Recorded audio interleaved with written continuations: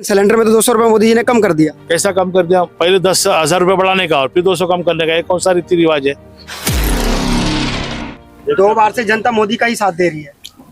मैं कह रहा हूँ आप बंधुआ मतदाता हो जो जाति धर्म एनडीए और इंडिया को वोट देते हैं। आप इस देश को वोट कब देंगे ये बताइए। आपने कभी सवाल पूछा इस देश की जनता से कि आप इस देश के लिए भी वोट करते हो क्या? तो इसका मतलब क्या जनता बेवकूफ है? दिख रहा है और कहना चाहिए। जहाँ पे जो गलती कर रहा है आप प्रधानमंत्री को कह देते हो, राष्ट्रपति को कह देते हो, तो जहाँ पर जनता गलती कर रही है उस जनता को क्यों नहीं कहते हो? डर लगता है।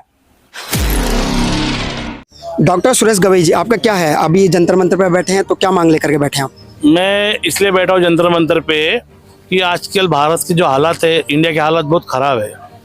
महंगाई, बेरोजगारी, उसके बाद में जातिवाद, संसद में गाली गलौज किया जाता है। विवेक ओबेरॉय जो सलाहकार है मोदी जी का, वो चाहता है कि देश का संविधान बदले। इसलिए मैं इनके विरोध के अंदर इनके ऊपर एफआईआर दर्ज करने के लिए यहाँ बैठा हूँ। उसके अंदर रमेश बिछुड़ी भी आया, विवेक ओबेरॉय भी आया और जो संविधान के विरोध में बात करेंगे भवन भागवत भी आया। मैं इनके ऊपर चाहता हूँ कि एफआईआर दर्ज करें और इनके ऊपर देशद्रोह का गुना दाखिल करें। 3 महीने में तो वैसे ही प्रधानमंत्री की सत्ता खत्म होने वाली है और फिर 2024 में लोकसभा चुनाव आने वाला। तो 3 महीने के अंदर आप मालूम है क्या, जब कोई सब्जी बेचता है और लास्ट में जब सब्जी खराब हो जाती है तो कौड़ी के भाव बेच देता है। तो 3 महीने के अंदर की भी सरकार अगर जाती है, आज इस्तीफा देती है, तो 3 महीने के अंदर हमारे देश का बहुत सारा पैसा, बहुत सारा संपत्ति बच सकता है। कि जाते जाते लोग कोई चीज़ बेच जाते हैं। तो ये चीज़ें चाहता हूँ मैं, मोदी को विश्वास चाहिए। G22 हुआ, क्या बोला आपको अमेरिका प्रेसिडेंट, क्या बोला?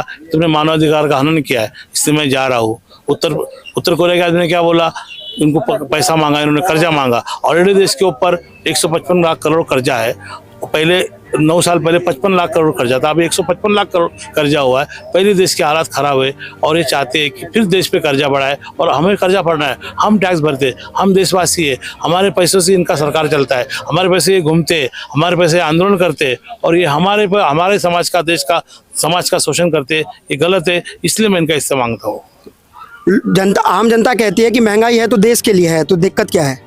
अरे महंगाई के अंदर देश के अंदर कौन रहता है? आम आदमी रहता है। आम आदमी को उतना रोजगारी है, उतना उनकी आर्थिक स्थिति अच्छी है। बेरोजगारी कितनी बढ़ चुकी है। 10 साल के अंदर 9 साल में एक भी नौकरी भर्ती नहीं किया। बाद में प्राइवेट जॉब के अंदर ठेकेदारी कर दिया। ठेकेदारी में पैसा कम मिल जाता है। गरीबों को ये 200-400 सिलेंडर 1000-1200 लेने में नहीं परवड़ता है। तो गरीबों के अंदर इतनी हालत खराब है, एक टाइम का आटा खरीद सकते नहीं। इन्होंने आटा खरीदने के लिए भी इतनी महंगाई कर दी और मोबाइल का डाटा बढ़ा दिया पैसे से पैसा। तो ये सब चीज़ें गलत हो रही है और ये देश के हित में नहीं है, देश के नुकसानकारक है। देश का इससे 70 साल विकास पीछे चले गया। इसलिए मेरा आरोप है सरकार के ऊपर कि इन्हें इस्तीफा देना चाहिए। लेकिन यहाँ दुनिया में तो देश हमारा आगे चल रहा है। अरे देना का G20 में कितना आगे गया देश के, देखा ना आप G20 में क्या क्या कितने लोगों ने कमेंट्स किया। बाइडेन के आगे घूमते हैं मोदी जी। बाइडेन ने तो बोला कि तुमने मानवाधिकार का हनन किया है तो मैं आपसे बात ही नहीं करूंगा। चले गए एक दिन के अंदर वो। बाद में तुम्हारा उत्तर कोरिया को पैसा मांग रहे थे, देश की इज्जत निकाल दिया सबके सामने। बाद में कनाडा ने इनका RSS को बैन कर दिया। उसके बाद में तुम्हारे बाकी देशों ने तो आए ही नहीं। G20 के अंदर कितना इनकी बदनामी हुई। कहाँ का आगे चले गया? आगे नहीं गया, पीछे हट गया है। तो आप जो यहाँ पे महंगाई का मुद्दा कर रहे हैं, लेकिन सिलेंडर में तो 200 रुपए मोदी जी ने कम कर दिया। कैसा कम कर दिया? पहले 10,000 रुपए बढ़ाने का और फिर 200 कम करने का, ये कौन सा रीति रिवाज है? ये लोगों को चॉकलेट दिया उन्होंने महिलाओं को। महिलाओं समझ गए, अभी उसको मालूम है कि मेरे महिला जो घर के महिला काम करना करती है उनको महंगाई का ज़्यादा इफेक्ट होता है। वो जब खाना पकाती है उनको आटे का भाव मालूम पड़ता है, तेल का भाव, जौहरी का भाव, बाजरी का भाव, उनको सिलेंडर का भाव मालूम पड़ता है। इसलिए उसको मालूम है अगर हम महिलाओं को 200 रुपये कम करेंगे अभी तो हमें वोट देंगे। लेकिन मैंने उसका 200 रुपये कम करके लिया, लेकिन महिला उनको वोट देंगे नहीं। उन्होंने महिला के नाम की महिला बिल भी लाया, फिर महिला उनको वोट देंगे नहीं। और उन्होंने ये भी निजीकरण के अंदर लोगों को ठेकेदारी में नौकरी दी। ठेकेदारी के अंदर लड़की लोग क्या बोलते हैं, हमें सरकारी नौकरी चाहिए।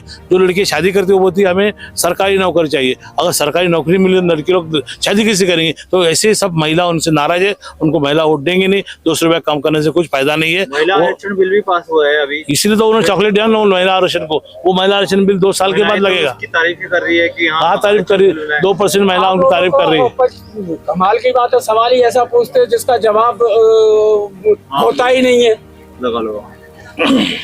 बोलो 13वीं पंचवर्षीय योजना के बारे में जानते हो आप? जो आपने महिला बिल का सवाल कर दिया।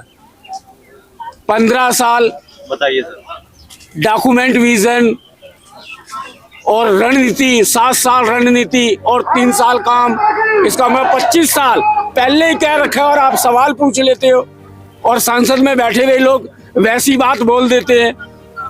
इस देश के अंदर, इस देश के देशवासियों को सुधरना होगा।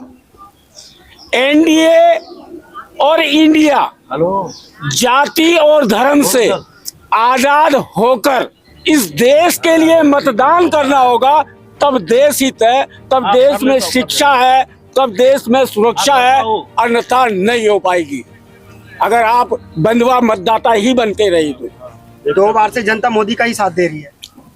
मैं कह रहा हूँ आप बंधुआ मतदाता हो, जो जाति धर्म एनडीए और इंडिया को वोट देते हैं। आप इस देश को वोट कब देंगे ये बताइए। आपने कभी सवाल पूछा इस देश की जनता से कि आप इस देश के लिए भी वोट करते हो क्या? तो इसका मतलब क्या जनता बेवकूफ है? दिख रहा है और कहना चाहिए। जहाँ पे जो गलती कर रहा है आप प्रधानमंत्री को कह देते हो, राष्ट्रपति को कह देते हो, तो जहाँ पर जनता गलती कर रही है उस जनता को क्यों नहीं कहते हो? डर लगता है क्या जनता आपका वीडियो नहीं देखेगी? क्या कमेंट्स नहीं मिलेगी? इस देश की जनता, इस देश का दुर्भाग्य है कि एनडीए इंडिया जाति और धर्म के बंधुआ मतदाता बनकर वोट करते हैं, तो इस देश में समस्या तो होनी ही है। कभी इन लोगों से आजाद होकर देश के लिए वोट देंगे या देशवासी? ये है सवाल। लेकिन सारे पार्टी तो एनडीए और इंडिया में ही जाकर के मिल जाती हैं। तो इसीलिए तो आप बंधुआ मतदाता है, इसलिए वो एक हो गए। आप बंधुआ मतदाता है, आप अपनी गलती को स्वीकारिए। आप भी जनता और मैं भी जनता हूँ। हम एक प्रधानमंत्री को ब्लेम कर देते, प्रधानमंत्री को गलत साबित कर देते। इस देश की जनता भी उससे ज्यादा बड़ी गुनहगार है, जो बंधुआ मतदाता होके मतदान करते हैं, इस देश के लिए मतदान नहीं करते। आप कह रहे हैं कि संविधान असुरक्षित है, ये कैसे? संविधान के जो प्रोविजन है लागू हो जाते हैं, लागू नहीं कर रहे। संविधान के हर एक पन्ने को बदलने की कोशिश कर रहे हैं और ये चाहते हैं कि निजीकरण का मतलब क्या है? जो पंजीपति के हाथ पे देश के संस्था बेचना, उसका मतलब निजीकरण मतलब वहाँ पर प्राइवेटाइजेशन हो गया। वहाँ पर तुम काम करोगे 200, 400, 500, 2000 में, तो ये निजीकरण का मतलब है संविधान के विरोध में काम करने का। इसलिए संविधान खतरे में है।